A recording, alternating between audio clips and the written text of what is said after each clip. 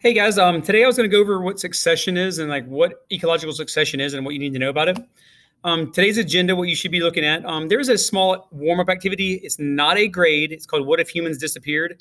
It gives you a look at like us as a keystone species. Okay, so what would happen if we disappeared? It's really interesting. Something I put on there for you. Not part of the content, not a standard, but it's something interesting. So take a look at it. Something good for discussion. All right. But we're going to be looking at succession today and just some quick notes and what succession is and what's the difference between the two. Okay.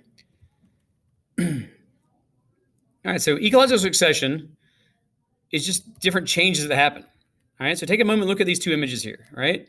The larger image that's lava there, right? So there's no grass, no soil, nothing growing there. But here's a plant growing out of here. So how did this plant get here and what is this, right? That's what succession is. Okay.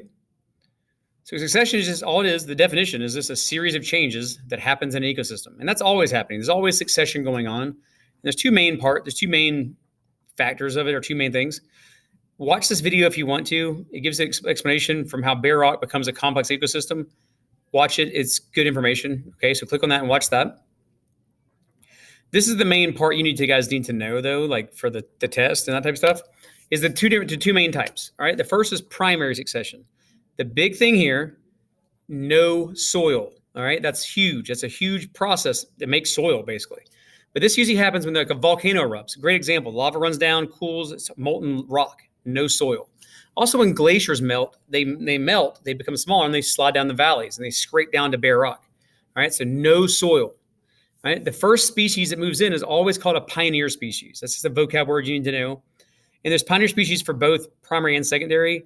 For primary, usually it's called something called lichen. It's this right here. You've probably seen this thing here before in your backyard on a tree, probably. That's lichen, okay? It's an algae and a fungus in a mutualistic relationship.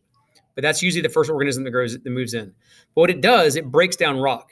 And this is going to happen over generation, breaking that rock down. And eventually, and also the lichen's dying and becoming part of the compost, then eventually small grasses can move in, all right? There's a little bit of soil there to support the root systems of that small grass. And over time, the roots the soil is getting deeper and deeper and deeper because rock's breaking down and things are dying and becoming compost. So that the soil is going to become deeper and deeper and can support bigger trees. Okay. Very slow process to make the soil. That takes forever to make soil. All right. Secondary succession already has soil. So it's a lot faster, relatively speaking, right? So if I went down and burned down a forest, the soil is still there. All the trees are gone, but the soil is still there. All right. So the first thing that moves in the pioneer species here is usually grasses. So from here on down, like grasses, shrubs, small consumers, all that type of stuff, the same as over here, right? Same thing. The thing that takes the longest is making that soil. It takes a long time. Let's see here.